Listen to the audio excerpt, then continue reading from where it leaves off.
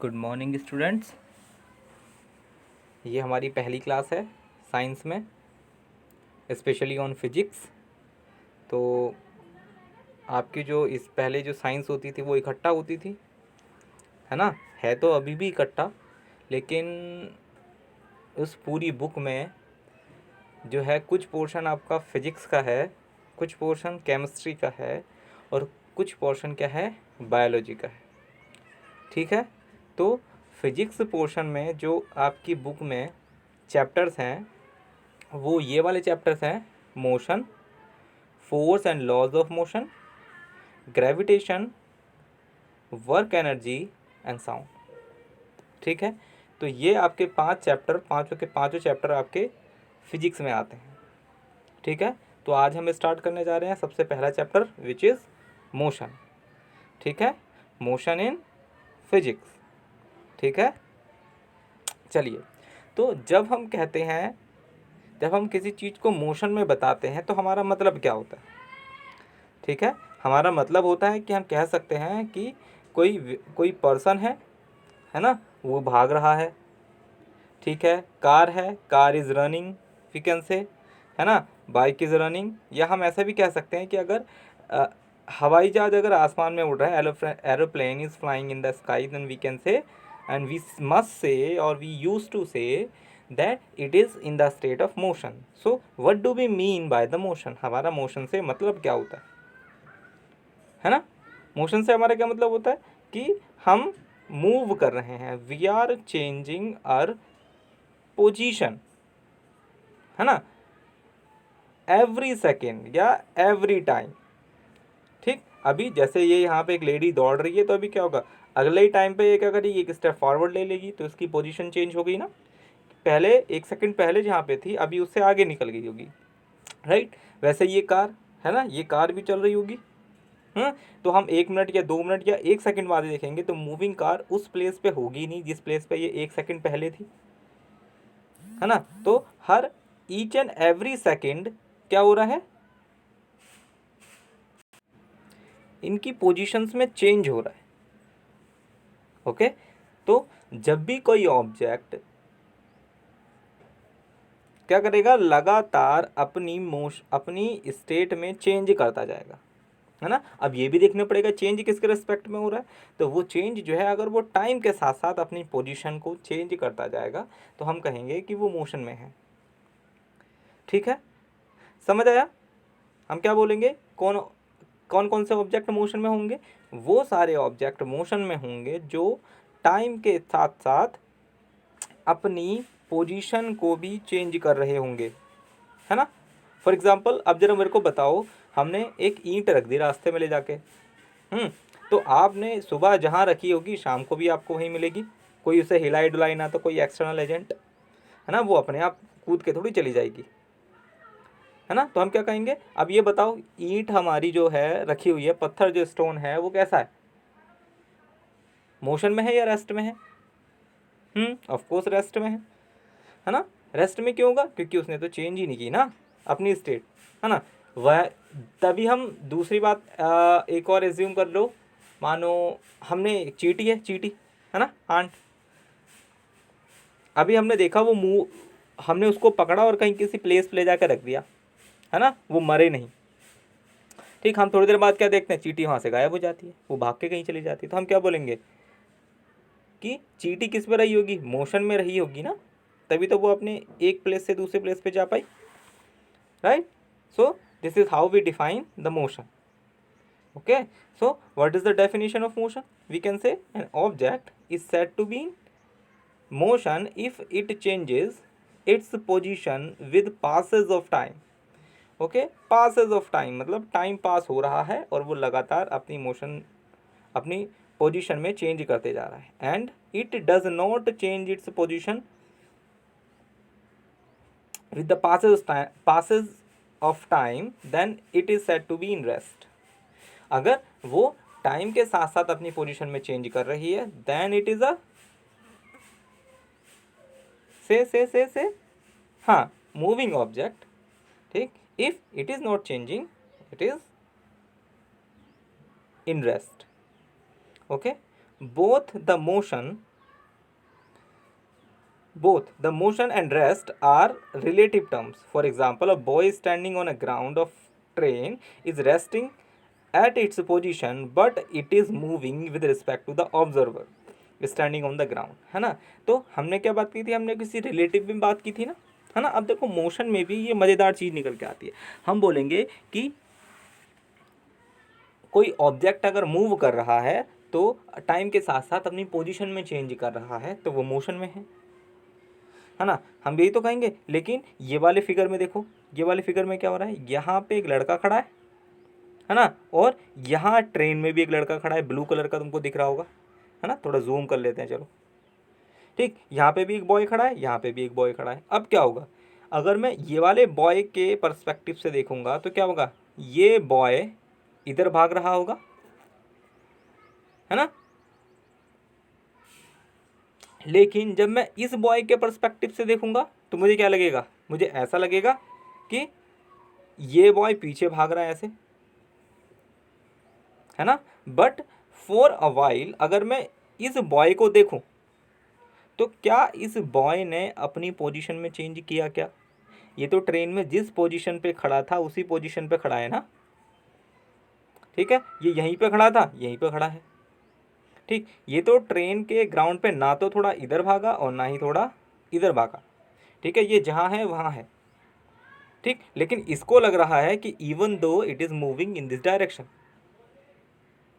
Okay. तो इसको हम बोलते हैं रिलेटिव, मतलब किसके साथ, किसके रिस्पेक्ट में हमें मोशन देखनी है ना। इसको बोल देंगे हम रिलेटिव मोशन, ओके। तो अब क्या होगा ऐसे में, तो ऐसे जो कई सारे हमारे क्या हैं, ये जो इस तरह की घटनाएं हैं, इस तरह के इवेंट्स हैं, इन सबको सॉल्व करने के लिए हम रिलेटिव मोशन का भी सहारा लेते हैं, है ना। रिलेटिव मोशन अब क्या होती है वो हम बाद में देखेंगे आने वाले चैप्टर्स में, ठीक है। रिलेटिव मोशन का कंसेप्ट ही हम दोबारा फिर से समझेंगे, ठीक है। यहाँ तो सिर्फ मोशन की बात आई थी तो एक बार हमने डिस्कस कर दिया, ओके। तो हमने क्या पढ़ा कि an object is said to be in motion if it changes its position with the passage of time. If it does not change its position with the passage of time, then it is said to be in rest. Right? Both the motion and rest are relative terms. एक दूसरे से क्या है, ये संबंधित terms हैं। For example a boy standing on a ground of a train, कि हमने अभी ये एग्जाम्पल को देखा था कि अगर कोई बॉय है जो ट्रेन के ग्राउंड पे खड़ा है, ठीक, इज रेस्टिंग, वो क्या कर रहा होगा, रेस्ट कर रहा होगा at its position but it is moving with respect to the observer which is another boy standing on the ground.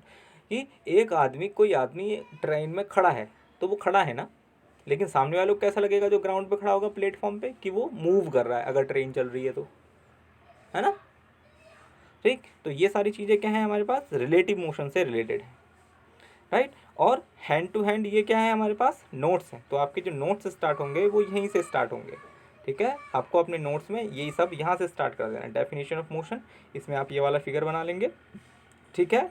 और ये फिगर बना लेंगे, फिर उसके बाद आप क्या करेंगे, ये लिखेंगे सेकंड वाला पॉइंट, तो इसका एक रफ फिगर बना लेंगे, ठीक है। अगर नहीं भी बनाएंगे, ये नीचे वाला कलर्ड वाला ये जो है, ये अगर आप नहीं भी बनाएंगे तो भी चलेगा, okay. So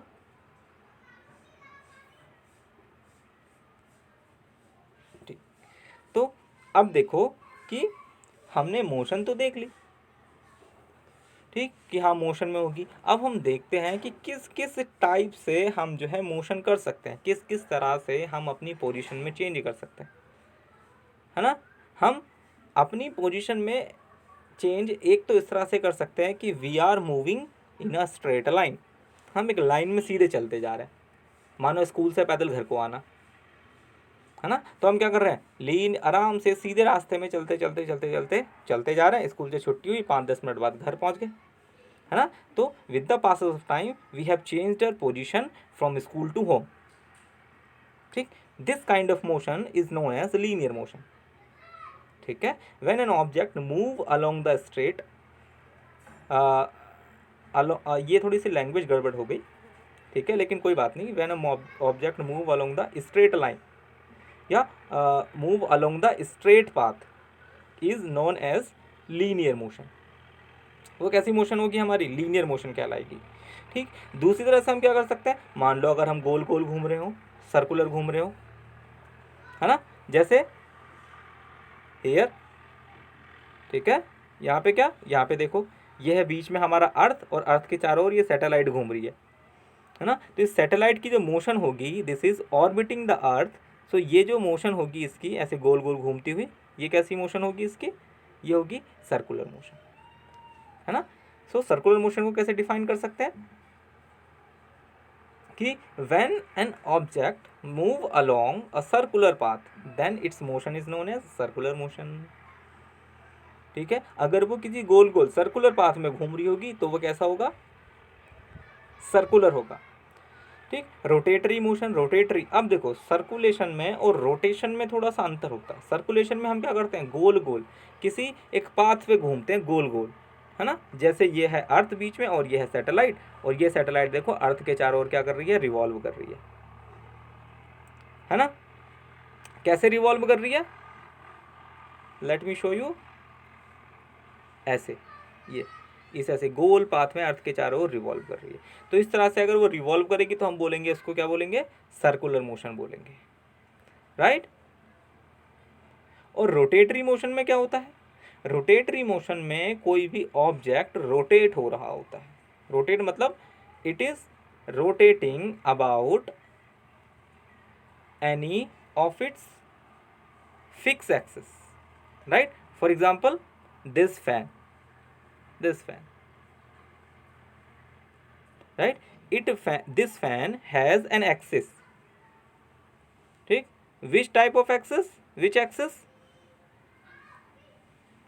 we have this axis, this is the axis of fan ना, and this, the wings of this fan is rotating about this axis continuously, so we say the fan is performing rotatory motion, right.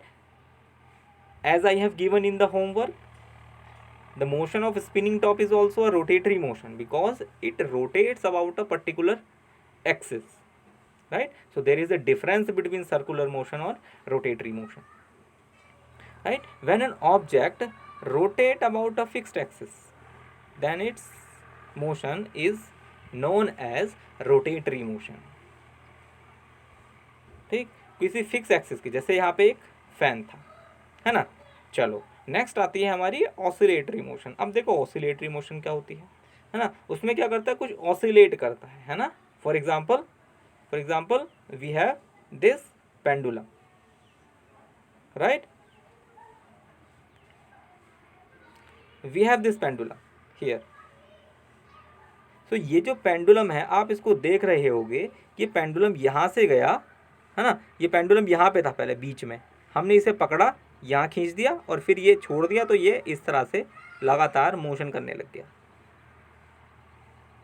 ठीक है। तो इस तरह की जो motion होती हैं वो हमारी ऑसिलेटरी मोशन होती है, ठीक। तो जो भी हमारे इस तरह के सिस्टम्स होंगे वो ऑसिलेटरी मोशन करेंगे, है ना।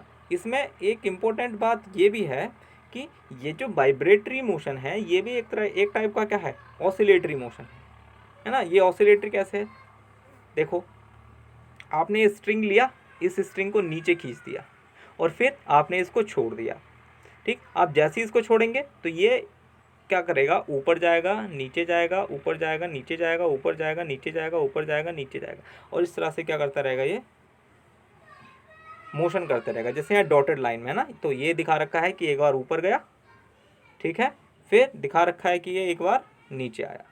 जैसे ये ऊपर गया, फिर नीचे, फिर ऊपर, फिर नीचे, फिर ऊपर, फिर नीचे, फिर ऊपर, इस तरह से ये वाइब्रेट करता है, ठीक है। इन दोनों में बहुत छोटा सा डिफरेंस होता है। अभी के लिए आप ऐसे कह सकते हो कि vibratory motion is a kind of oscillatory motion, okay. तो टाइप ऑफ मोशन, उसके बाद आप क्या लिखेंगे, हमने पहले लिखा था डेफिनेशन ऑफ मोशन, उसमें ये सब लिखने के बाद अगला टॉपिक आप डालेंगे vibratory motion, right, types of motion, उसके बाद डालेंगे आप types of motion. Type of motion में डालेंगे motion is of following type, और फिर 1 by 1 करके इसको लिख लेंगे, ठीक। इसमें देखो एक ये भी दे रखा है एग्जाम्पल में कि कर्वीलीनियर मोशन। कर्वीलीनियर मोशन क्या होता है, जब कोई ऑब्जेक्ट किसी कर्व में जाए, है ना। जैसे आपने फुटबॉल पे बहुत तेज से किक मार दिया और वो हवा में उछल गई, हवा में उछलते हुए कैसा करेगी, वो हवा से इधर उधर कट जाएगी थोड़ी सी, है ना। या आपने किसी बॉल पे किक मारा और वो देखो इस तरह से बॉल घूमती हुई आगे बढ़ गई, है ना। तो इस तरह की जो मोशन होती है वो हमारी कर्वीलीनियर मोशन होती है, जो किसी कर्व में, मान लो यहाँ एक फुटबॉल था, है ना, आपने उसमें पीछे से किक मारा, ठीक, किक मारने के बाद क्या हुआ, ये फुटबॉल घूमता हुआ यहाँ पहुंच गया, ठीक। तो ये जो यहाँ से यहाँ तक का पाथ है पूरा, ये कैसा है, एक कर्व है, तो we say this is a curvilinear motion, okay.